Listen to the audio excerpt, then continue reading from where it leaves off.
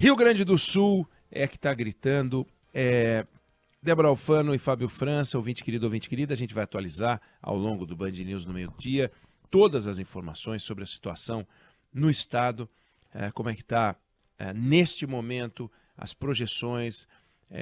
O clima tende a piorar, vai ter mais frio, vai ter chuva. Então, é aquela história, a gente está acostumado a ver desastres naturais que surgem de uma hora para outra, fazem um estrago, pode ser maior, pode ser menor, e você logo consegue fazer a contabilidade do estrago e fazer um cálculo, o cálculo da reconstrução. Caíram tantos prédios, tantos desabamentos, tantas casas, e você consegue fazer uma reconstrução. O cálculo da reconstrução.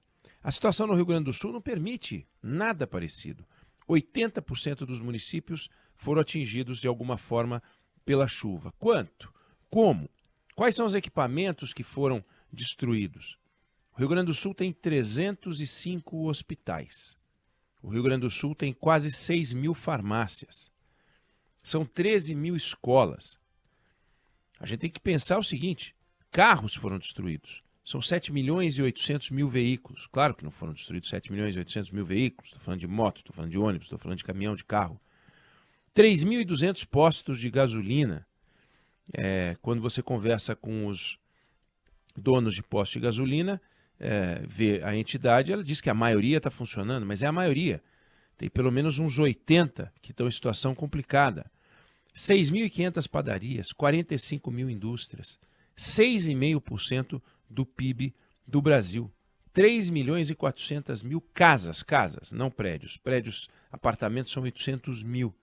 Esse é o Rio Grande do Sul, em alguns números. E a gente sabe que tem 17 hospitais fechados, pelo menos a última contabilidade, 17 hospitais fechados.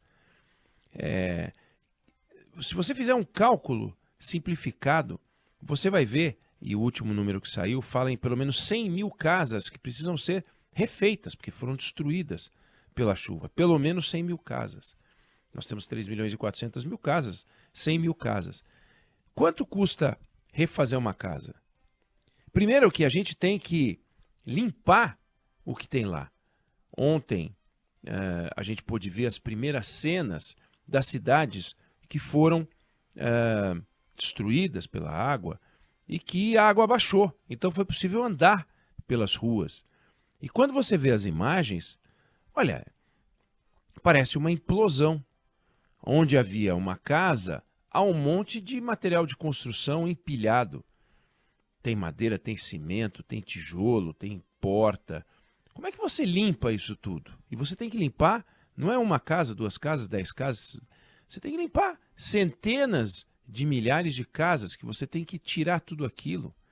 Onde havia um terreno, hoje tem uma quantidade de entulho que você tem que tirar. Teve contaminação, não teve contaminação, onde tem posto de gasolina pode ter contaminação, não tem contaminação. Aí você vai reconstruir. Como é que você vai arrumar gente para reconstruir 100 mil casas? Por isso o governador Eduardo Leite falou em Plano Marshall. É realmente um pós-guerra. Realmente é um pós-guerra. E quando você calcula de forma simplificada, nós podemos errar no cálculo, não dá para fazer cálculo, mas 100 mil casas, imaginando que uma casa custe 200 mil reais, que não é, porque tem casas de todos os valores, mas vamos fazer um cálculo de 200 mil casas só aqui. Nós estamos falando de 20 bilhões de reais só para fazer as casas. Imagina a dificuldade de achar material de construção, imagina a complexidade, o que aconteceu com o terreno, com a fundação, com a porosidade, com a qualidade do solo. Então, é um estrago monumental. Quantos automóveis foram destruídos? Né? Não dá para ter uma ideia, mas a gente viu imagens de automóveis colocados, parece que foram colocados com a mão, virados de ponta cabeça, apoiados numa árvore, apoiados num guarda-reio de estrada. E as estradas? Quantos pontos de interrupção são totais e é preciso fazer a reconstrução daquela estrada? O que é reconstruir aquele pedaço de estrada?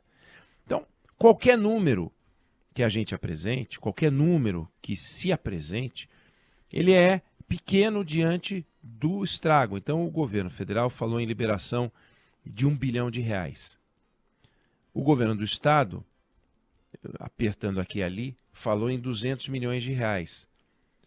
É nada, é só o começo, claro, é o que dá, mas é só o começo. Então, 1 bilhão e 200 mil reais, mas não chega a fazer cisco, né, arranhãozinho naquilo que se precisa fazer. O Rio Grande do Sul, um estado com uma dificuldade financeira brutal, tem uma dívida de 93 bilhões de reais, que é quase 2 vezes o que o estado arrecada em impostos, é uma barbaridade, 2 vezes a receita na forma de dívida. O pagamento da dívida está suspenso, mas isso não alivia o governo em grande coisa. O governo vai com isso deixar de pagar 800, 900 milhões de reais por ano. Veja o número, 900 milhões de reais. É uma barbaridade para o governo, é um número extraordinário para o caixa do governo, mas é nada diante da dimensão desse estrago. Nunca se viu nada parecido. Eu disse aqui que na quantidade de municípios, 80% dos municípios, a gente só teve números deste tamanho em seca. 80% dos municípios de um estado atingido, 80% de uma região no Nordeste atingida, né? Região Nordeste, um pedaço do Nordeste atingido. E você tem prejuízo com a morte dos animais, você tem muito prejuízo. Mas as casas continuam lá, do jeito que são, se as casas são precárias ou não, continuam como estão. Aqui foram as casas embora. Foram farmácias, foram padarias, comércio, a gente tem as pontes, como eu falei, as casas, tudo para reconstruir. E nesse período, como é que ficam os empregos? Como é que ficam as crianças para poder estudar, né? Como é que fica a manutenção dos abrigos? São muitos abrigos, são problemas. Você passa a ter um convívio de muita gente no espaço pequeno, que para a sobrevivência é essencial que estejam no lugar seco, protegidos da chuva. Mas não é só o abastecimento básico mesmo, com água, com comida, com material de higiene e limpeza, isso é fundamental. Mas isso é a sobrevivência.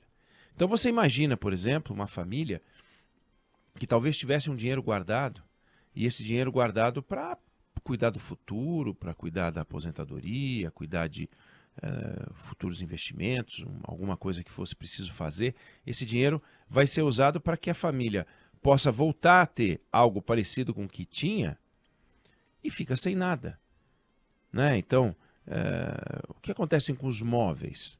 É tudo de embrulho, tem que trocar. Onde há tecido, onde há madeira, tudo tem que trocar. A geladeira, o fogão. Não é que a água baixa e só molhou, dá uma secadinha. Não, é a destruição. E isso a gente não está acostumado a ver. A gente está acostumado a ver numa região quando acontece de forma muito concentrada. Rio de Janeiro, né, a cidade de Serranos conheceram um desastre absurdo, né? Deslizamento de terra, destruiu um monte de casa, um negócio horroroso. Mas com este tamanho a gente nunca viu. Então, claro que agora é um momento de solidariedade, ainda a gente está falando em resgate, a gente está falando em tirar pessoas que ficaram em áreas, resolveram ficar em casa, até porque o pior do ser humano apareceu, ao lado do melhor do ser humano. Então, quando você tinha ali a rede de solidariedade, tinha saqueadores, bandidos, assaltando casas fechadas, prédios, uma coisa absurda. Então, além disso, um custo do resgate, cada bote um policial armado para poder ajudar as pessoas, nós estamos ainda nessa fase. E a orientação dada para que as pessoas saíssem de Porto Alegre, por exemplo, para ir em direção ao sul do estado, outros lugares, também complicou agora, porque a previsão do tempo não ajuda a leitura do que vai acontecer com o sul do estado. E mesmo lugares onde a água já baixou, chance de chover é grande. Então, é um desastre em câmera lenta, porque ele vai correndo dias e dias e dias, e a água sobe, a água baixa, e as pessoas dependendo de socorro. Mas o Estado vai ter que ser reconstruído. Essa reconstrução vai ter que ser feita com racionalidade. Claro que alguém vai dizer, mas se todos voltarem para os mesmos lugares, nas mesmas condições, numa possível chuva que aconteça de novo, semelhante a essa, vai produzir um estrago grande, sim. Então, as cidades vão ter que se repensar. Não dá para simplesmente tirar as pessoas do lugar onde elas moravam e mudar para outro lugar, porque não tem outro. Que outro lugar? Vamos entrar em propriedades rurais? Que outro lugar que está vazio? Não tem lugar vazio no Rio Grande do Sul, né? O Rio Grande do Sul ou é uma cidade, ou então é a mancha rural, com produção agrícola. Como é que vai fazer? E tem essa componente da produção agrícola. O estado com a produção de arroz essencial para o Brasil, 70%, 80% do arroz produzido ali, boa parte já tinha sido colhida, como lembrou a Juliana Rosa conversando com a gente, mas teria que escoar, não consegue escoar, então já estamos falando em importação. Você tem o gado, você tem outras culturas, então o tamanho do estrago do ponto de vista econômico é brutal. O Rio Grande do Sul não vem de uma fase boa econômica que vai surpreender, portanto, negativamente. No ano passado, o PIB brasileiro cresceu 2,9% e o PIB no Rio Grande do Sul cresceu 1,7%. No ano anterior, o PIB do Rio Grande do Sul caiu 5%. Então, não vem de uma fase boa. E ele tem um impacto grande na economia do Brasil, na ordem de 6%. Então, de tudo que a gente faz, 6% tem a ver com o Rio Grande do Sul. Se o Rio Grande do Sul entra num processo de retração econômica, porque essa reconstrução pode produzir um estrago, seguramente vai produzir um estrago na economia do Estado, todos vão pagar. O gaúcho vai pagar e os brasileiros de outros estados também vão pagar.